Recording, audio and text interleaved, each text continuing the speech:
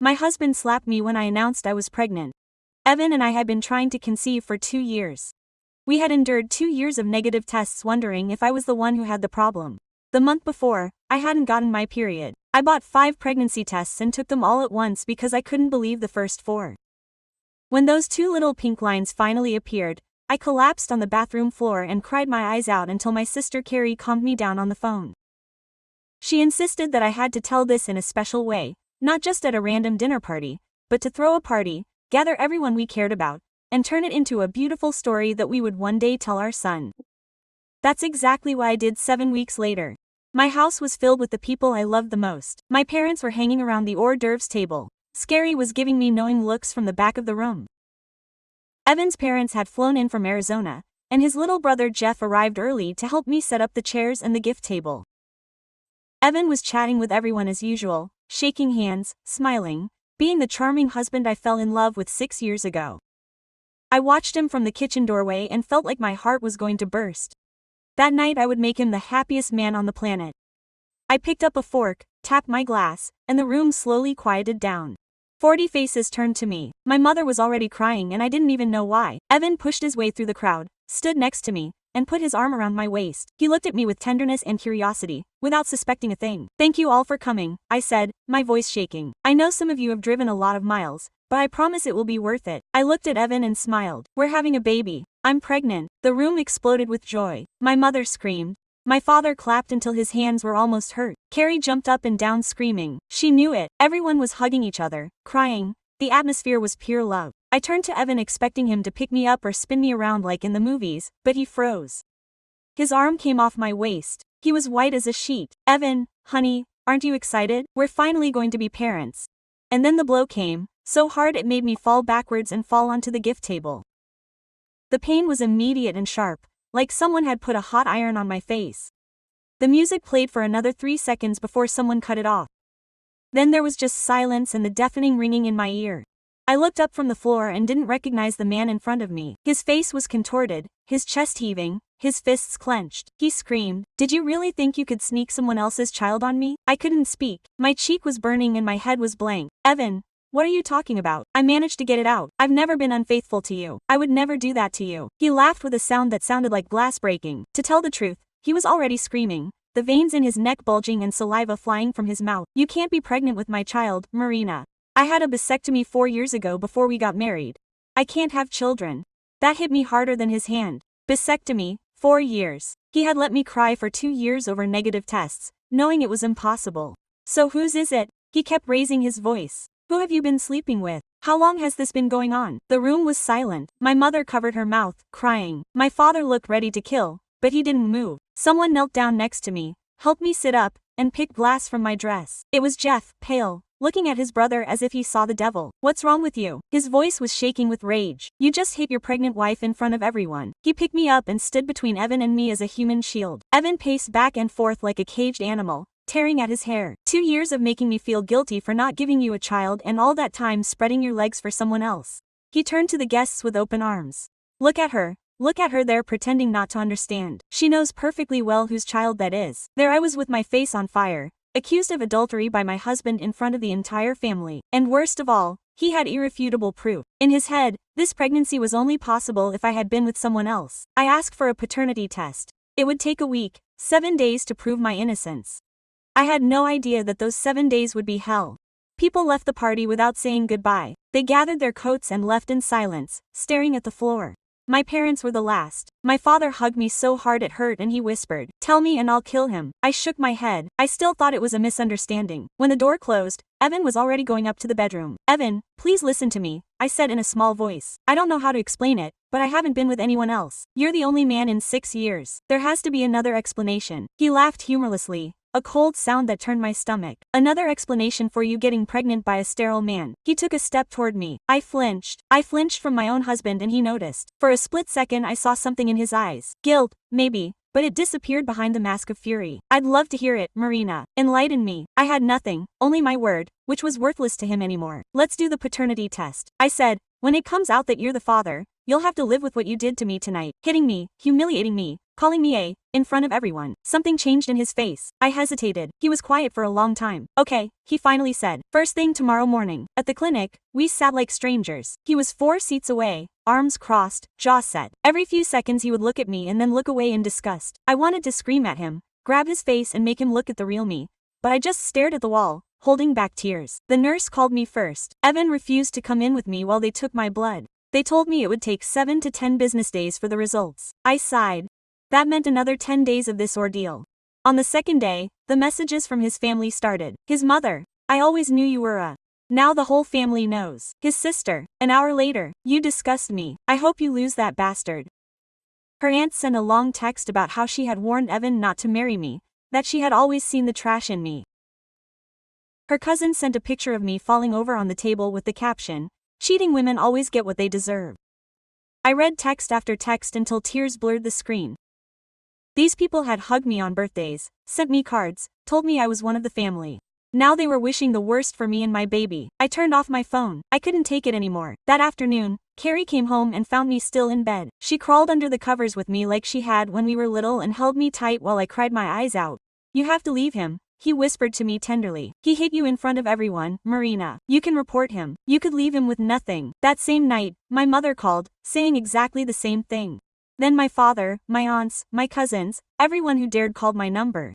Leave him, ruin him, make him pay. But I couldn't. Not yet, because the test would prove him wrong and then everything would go back to the way it was. It had to be this way.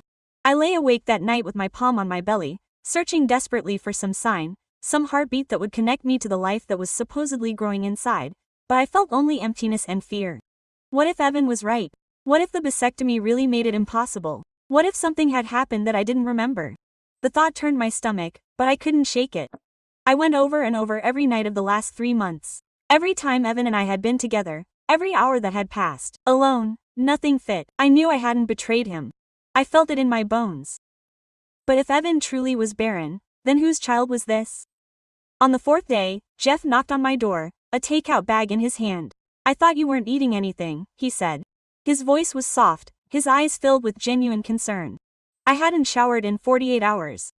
I was wearing the same cotton pants I'd slept in, and my hair was an impossible mess. I was a mess, but he didn't seem to care. He stood there on the porch, patient, waiting for me to decide to open it, and I did. We sat down at the kitchen table. He pulled out the containers, chicken and rice, sweet and sour chicken, spring rolls. He didn't ask me what had happened. He didn't demand an explanation or justification, just handed me a fork and said, "Eat something, please." I obeyed. At first, tiny bites because my hunger had left my body, but the food was warm and his presence was even warmer. Slowly I began to feel almost human again. Jeff talked about stupid things. A terrible movie he had seen, the office mate who microwaved fish and stank up the entire floor. The neighbor's dog who barked religiously at 3 in the morning.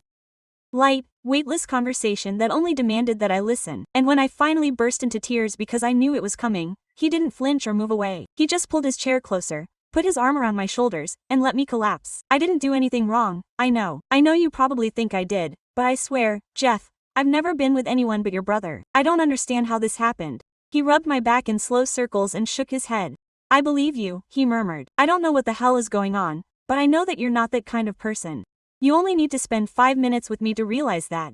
I cried even harder because after 4 days of being treated like a criminal, someone finally saw me for real. Someone believed me without asking for proof. Jeff stayed for 2 more hours. He washed the dishes, even though I insisted it wasn't necessary.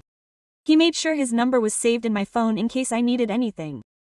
As he left, he hugged me in the doorway and told me to call him anytime, day or night, if the weight became too much to bear. I watched him go and for the first time in days I felt something resembling hope. Someone was actually on my side without trying to boss me around or judge me. I survived that hellish week. Evan's family called me all sorts of things. Carrie begged me to leave him. Evan looked at me like I was already a ghost. The only person who didn't treat me like a criminal was Jeff. He wrote to me every day. He brought me food when I couldn't eat. He kept telling me that Evan was wrong for what I had done. But I held on because the test results were almost in. That was going to be my absolution, except when I opened that envelope I found no salvation. I found something that made it all 1,000 times worse. 3 days later the envelope arrived. Jeff came to see me a couple of times and brought me food when he could, but most of the time I was alone in a house where my husband slept 20 feet away and pretended I didn't exist. Evan had holed up in the guest room since the night of the party. He'd leave for work before I opened my eyes and come back after I was already in bed. The only evidence that he still lived there was the dirty coffee cup in the sink every morning and the click of the guest room door closing at night. We were two specters sharing roofs and never crossing paths. Sometimes I'd stand in front of his door with my fist raised, ready to knock, ready to try one more time, but I never got to touch the wood for him to have already passed sentence. The only thing I knew was that he was still there, that I could change it was the proof, and the proof was coming. On the 7th day, when the mailman finally stopped, I was already waiting glued to the window like every afternoon. My heart skipped a beat when I saw the white envelope in his hand, the clinic's logo, my name printed on it, my entire future folded onto a single sheet. I ran barefoot to the street, not caring about the cold asphalt or that I was still wearing my pajamas. I snatched the envelope from his hands before he could put it in the mailbox. He looked at me strangely, but I didn't care. All that mattered was what was inside. I clutched it to my chest. The girl was so tight that I could hear it ringing in my ears. 7 days of hell were about to end. I was going to be vindicated. I called Jeff first. I don't even know why. Maybe because he was the only one who had believed me from minute one. Maybe because I needed an ally when I proved the world wrong. He answered on the second ring. The results are in, I said. I could hear the hope quivering in my voice. I got them here, Jeff. He told me he'd be over in 10 minutes and not to open anything until he got there. I agreed. I wanted witnesses. I wanted everyone to see the exact moment my innocence was proven. I went to the guest room door and knocked. Silence. A louder knock. Evan, the results are here. Come out. I want you to see it with your own eyes. Quote. I pressed my ear to the wood, footsteps, the creaking of the bed, then nothing. I knocked again. I'm not moving. This concerns both of us and you're going to be there when I open it. Silence again until finally the lock clicked. The door opened and there he was, staring at me with empty eyes. He'd lost weight in a week. He was pale, with deep circles under his eyes, as if he hadn't slept a wink either. For a second I almost felt sorry for him. Then I remembered the slap, the insults, how he'd turned the entire room against me.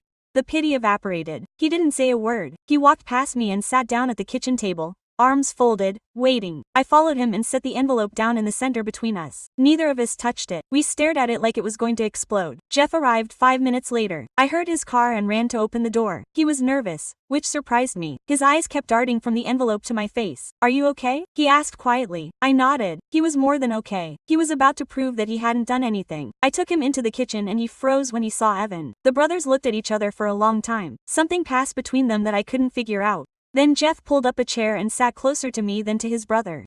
You haven't opened it yet, he said. I shook my head. I wanted witnesses. I want you both to see me open it so no one can say later that I tampered with it or faked the results. I glared at Evan as I said it. He didn't flinch, just set his jaw tighter and continued to glare at the envelope. Jeff reached out and covered mine with his hand, warm against my cold fingers. No matter what happens, he said quietly, I'm here. I'm not leaving, no matter what's written on that paper. I squeezed his hand, silently thanking him for being the only one who'd stuck by me through this nightmare, the only one who'd believed me when everyone else had already condemned me.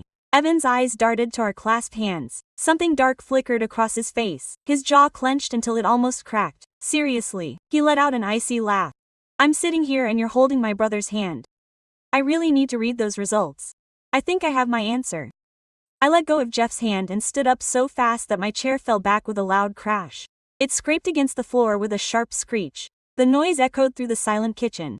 Don't you dare, I said. My voice was louder than I intended. Don't you dare turn this into something it's not.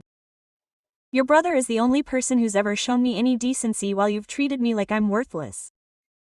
He brought me food because I can barely swallow. He came to check on me because you can't even look me in the face.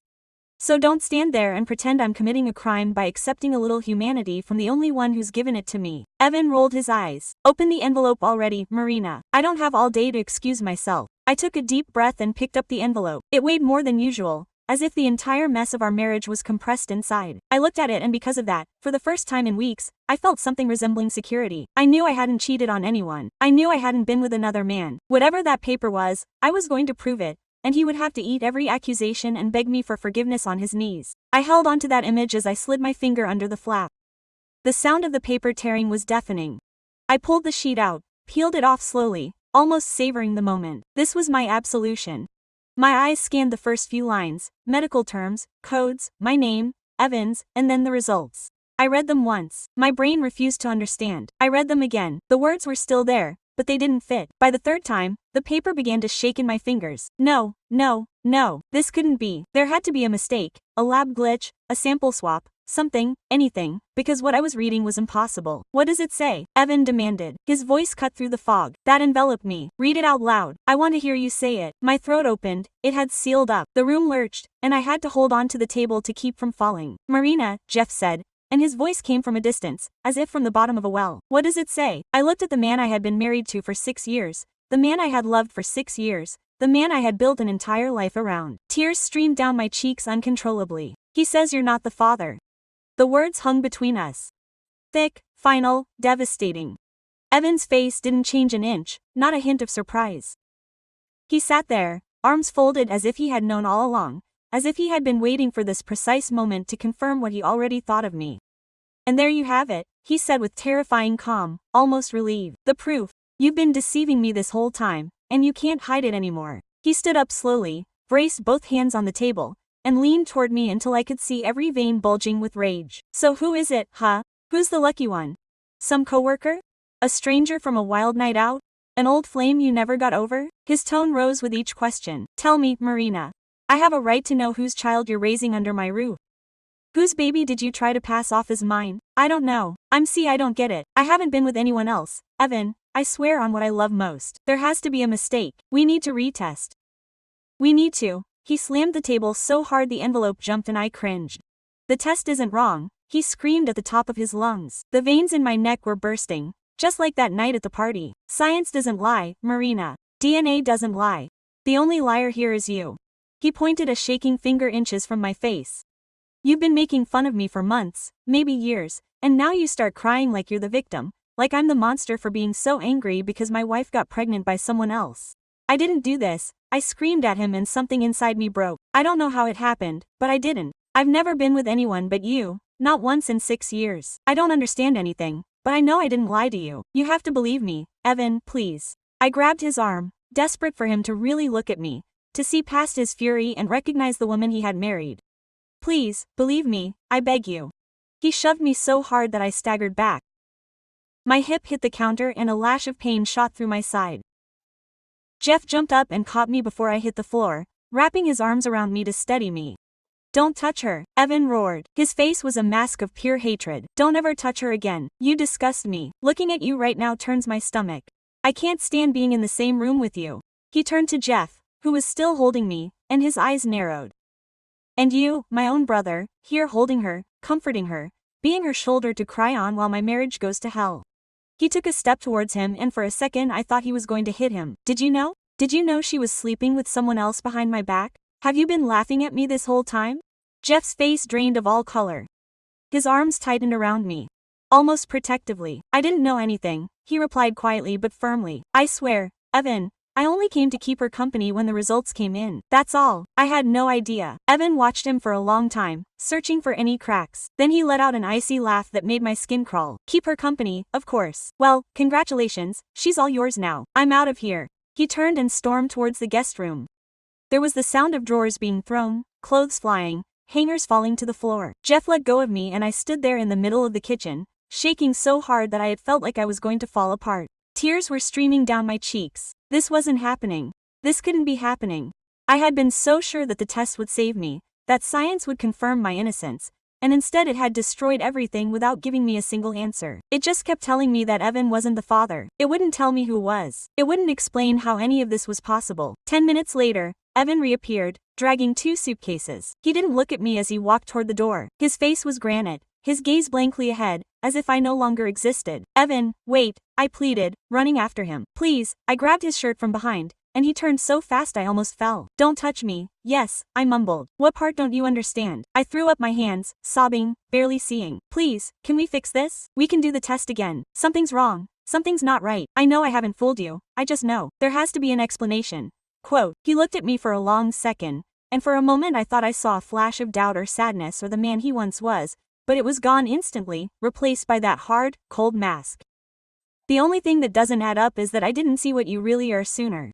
My mother was right. My entire family was right. I should have listened to them from day one. He picked up his bags and opened the front door. I'm staying with Felix until I decide what to do with the house. Don't call me, don't write to me. Don't try to contact me in any way. You don't exist to me anymore. The door slammed shut with a bang that made the pictures on the wall shake. Then he started the car. Then he drove away. I collapsed on the kitchen floor and cried so hard I thought I would break into 1,000 pieces. Jeff knelt down beside me and tried to put his arm around me, but I pushed him away. I didn't want comfort. I didn't want anything. I wanted answers because I knew I hadn't fooled anyone. I knew that no other man had touched me in 6 years of marriage. So how the hell was I pregnant with a child that wasn't my husband's? I looked again at those results that made me look like the worst of culprits. Evan was gone. He hadn't even let me explain. He had already pronounced me a cheater and a liar. And I still didn't understand how any of this had happened. I didn't know that minutes later Jeff was going to ask me the question that would change absolutely everything. A question I should have asked myself weeks ago.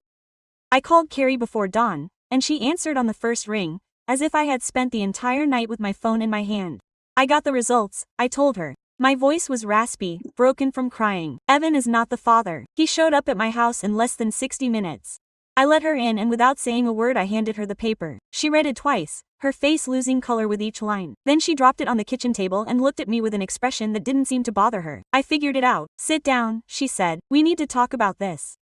I plopped down across from her, at the same table where Evan had slammed his fist the night before, where Jeff had held my hand, the exact spot where my world had shattered just hours before. Carrie pushed the report aside and clasped her hands in front of her. I need you to tell me everything from the beginning. No, the party before. When do you think she got pregnant? I stared at her blankly. What does it matter? The test says Evan's not the father. That's all that matters. Marina replied. Please, when do you think it happened? I tried to focus. My mind was filled with white noise. I don't know exactly. Evan and I had been together a lot in those weeks. We kept obsessive trackers, ovulation apps, basal body temperature charts, nights marked on the calendar. It could have been any one of them. Carrie shook her head. You're about 11 weeks along. That puts conception at 9, maybe 10 weeks ago. She leaned toward me. Think carefully. Do you remember any nights during that period that were different, strange, unusual? I closed my eyes and tried to go back in time.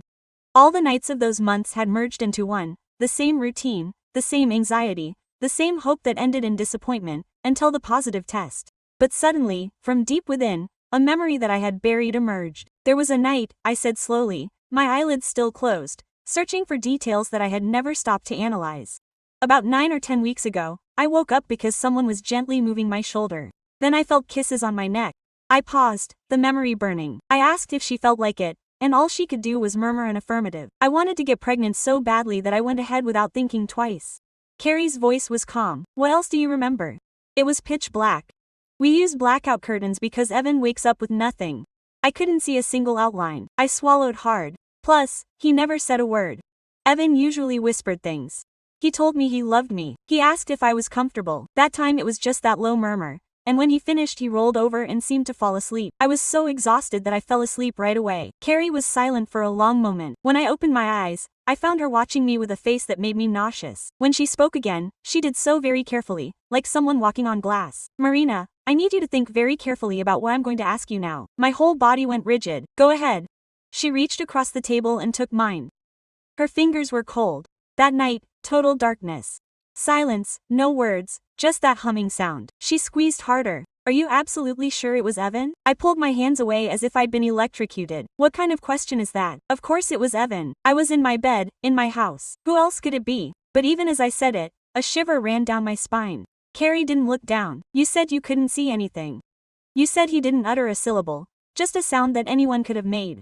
How do you know it was him? Because it had to be. My voice shook. He was still there in the morning. No one else was allowed in the house. What you're implying is crazy, Carrie. Absolutely crazy. His face was white, but it didn't happen. I'm not implying anything. I'm asking you to consider a possibility, one that would explain your being pregnant by someone other than Evan without you ever having been unfaithful. I stood up so abruptly that the chair fell back with a crash.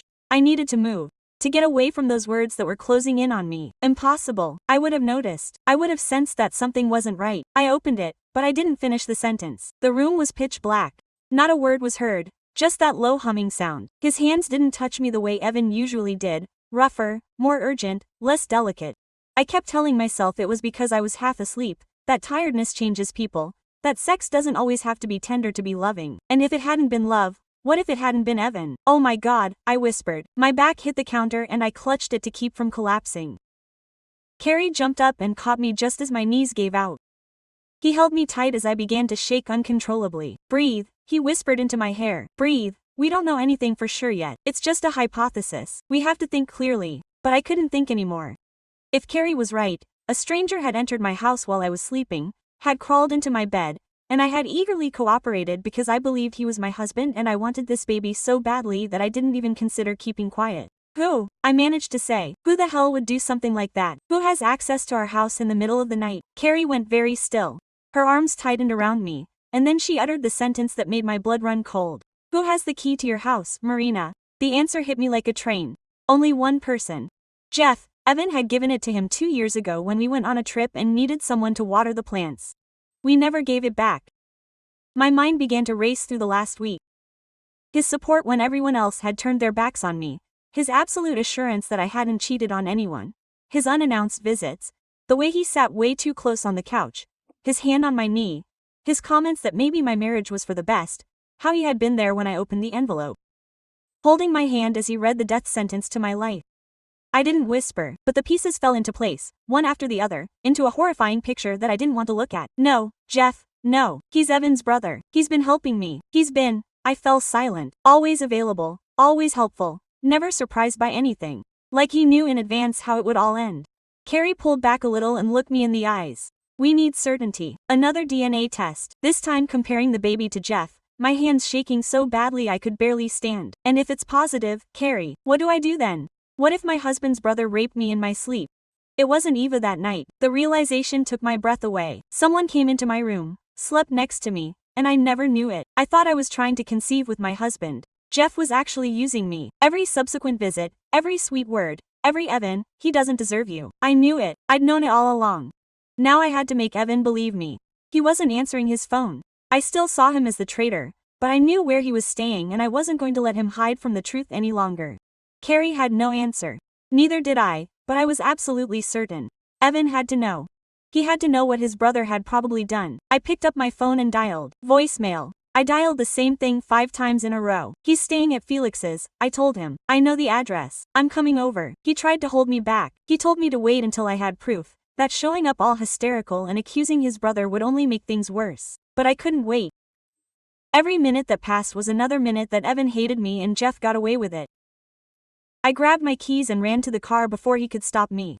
The drive to Felix's apartment took 12 minutes. I spent the entire time mentally replaying what I was going to say, how I was going to get Evan to listen, how I was going to convince him that his own brother had done something unimaginable. By the time I got to the parking lot, my hands were shaking so badly I could barely turn off the engine. I could have turned off the lights at any moment. Felix's apartment was on the 3rd floor. I took the stairs 2 at a time and knocked on the door so hard my knuckles ached. No one answered. I knocked again. Evan! I screamed into the wood. I know you're inside. Open the door, please. I figured it all out. I know what happened. Dead silence. Then footsteps. The door flew open, and there was Evan, staring at me as if I were a ghost he'd been trying to escape for years. His eyes were bloodshot, his clothes completely wrinkled. He looked like he hadn't slept in weeks. Get out of here, Marina. His voice was flat, lifeless. I don't want to hear any more lies. I pushed past him and was inside before he could block my path. Felix was sitting on the couch, visibly uncomfortable. I ignored him completely. It wasn't me, I said, turning to Evan. I never betrayed you, but someone got me pregnant. Someone who had a key to our house. Allie, who snuck into our bedroom in the middle of the night, when it was so dark I couldn't even see my own hands. Evan's jaw tightened to the point where it shook. What the hell are you talking about? I told him everything. The night I woke up to someone shaking me gently, the wet kiss on the back of my neck, the strange humming instead of words, the total darkness, how nothing felt exactly right, but I was so desperate to get pregnant that I didn't want to question it. How come that person never uttered a single word? Just that particular humming sound.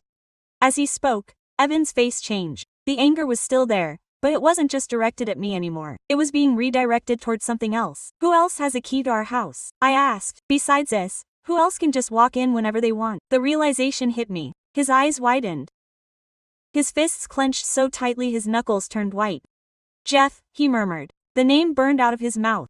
I gave Jeff a key 2 years ago. I nodded. Tears were streaming down my cheeks, but I didn't even try to wipe them away. He's been so attentive this week, Evan, showing up unbidden, bringing me food, telling me again that you didn't deserve me, holding my hand when I opened those results. My voice cracked completely. He knew. He always knew because he was the one who did it.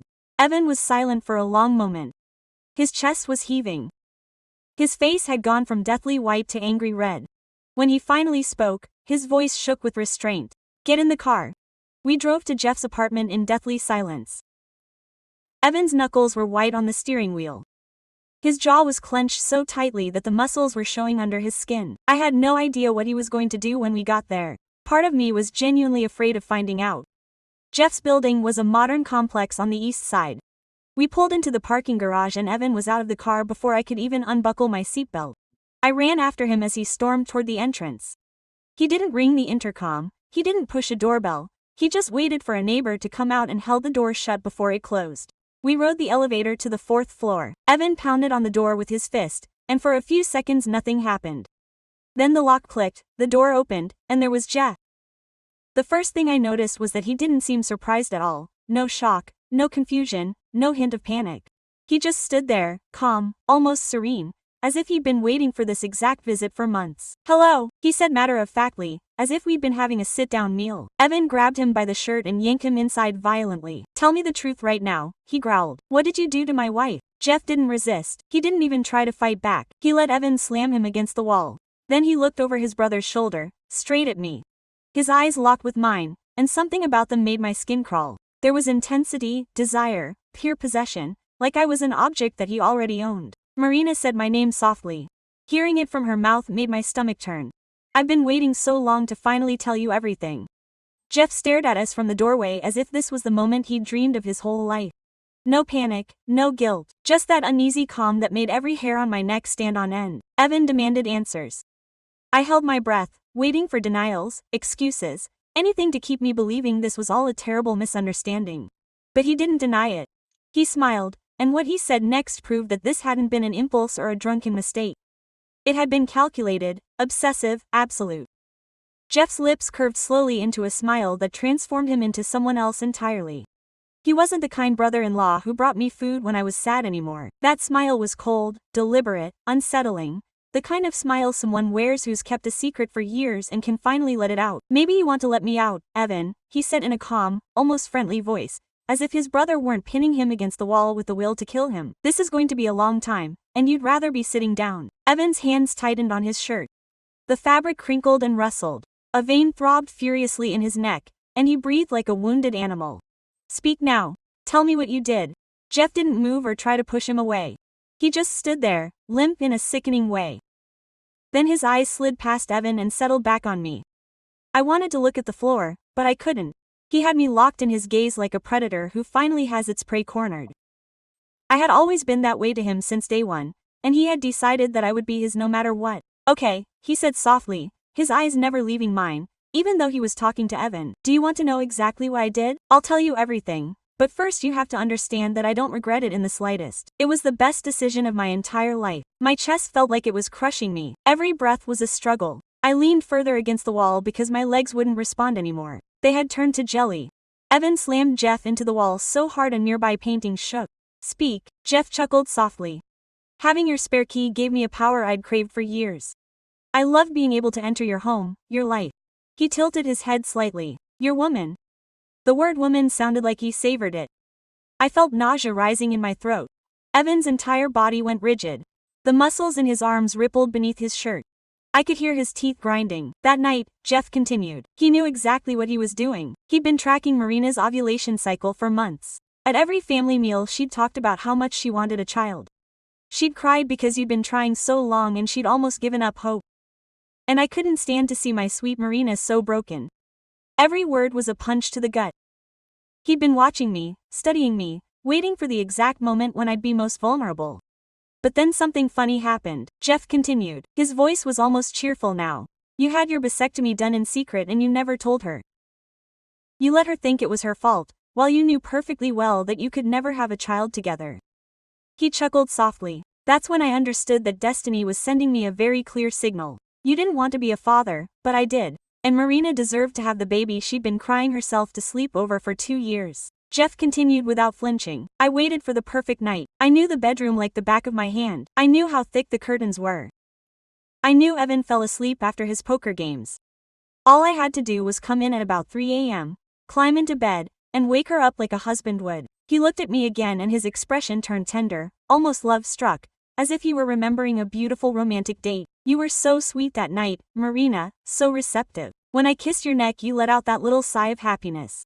And when you asked if I was in the mood, I almost broke character and confessed how much I loved you, but I told myself. He smiled wistfully as tears streamed down my face. I could only stand there, frozen, listening to him describe the worst night of my life as if it had been the most beautiful night of his. I just hummed a yes and let you believe what you needed to believe. And then, when you curled up against me in the dark, I spent almost an hour holding you, listening to your breathing, feeling your heartbeat against mine. It was the happiest moment of my entire existence. Evan's hand slipped from his shirt and balled into a fist that trembled with fury. His knuckles were white as a sheet. You sick son of a... Evan's words came out through clenched teeth that almost gnashed. You raped her in my own home, in my own bed. Jeff's eyes finally lifted to his brother. Something flickered in them. It wasn't guilt or shame, just a slight irritation, like Evan was just intruding at the wrong time. She was never really yours, Evan, that's what you can't understand. From the first time I saw her, at your engagement party, I knew she was meant for me, but you came first, like you always did. The best grades, the best job, the best of everything. And then you had her too. His voice deepened, sharpened. For 4 years I watched you belittle her. 4 years I watched you ignore her as she struggled to be the perfect wife. 4 years knowing that I could love her like you never did. I covered my mouth to keep from crying out loud. 4 years. He'd been watching me for 4 long years. Every family dinner, every Christmas, every time I came over to help around the house, he'd look at me like this, wanted me like this, and I'd never noticed.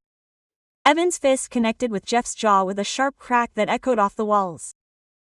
Her brother's head snapped to the side, and a trickle of blood trickled from the corner of his mouth, but he didn't fall, he didn't scream, he didn't even try to protect himself, he just slowly turned his face again and looked at him with the same eerie calm. Then he smiled. Blood between his teeth and a spark of amusement in his eyes. You liked that, didn't you? You can hit me again if you want. Break my nose, knock out my teeth. It doesn't change anything. I did what I did and I don't regret it for a second. He spat blood onto the floor. That baby inside Marina is mine, my son, the only family I've ever created in my life. You can hate me all you want, but you can't erase it. You can't rip it away from me. I slumped down the wall until I was sitting on the floor. My legs wouldn't hold me up anymore. Carrie held me tight as I tried to make myself as small as possible, to disappear, but Jeff's voice kept coming. For the past 2 weeks, he pushed himself away from the wall now that Evan had let go and wiped the blood from his chin with the back of his hand. These have been the best days of my life. Sitting with you in your kitchen, Marina, holding your hand, telling you that I believed you when everyone else called you a liar. Watching you look at me like I was the only person in the world who mattered to you. He took a step toward me. Evan was there instantly. I was able to be there for you. I was able to comfort you. I was able to be the man you needed while your husband treated you like dirt.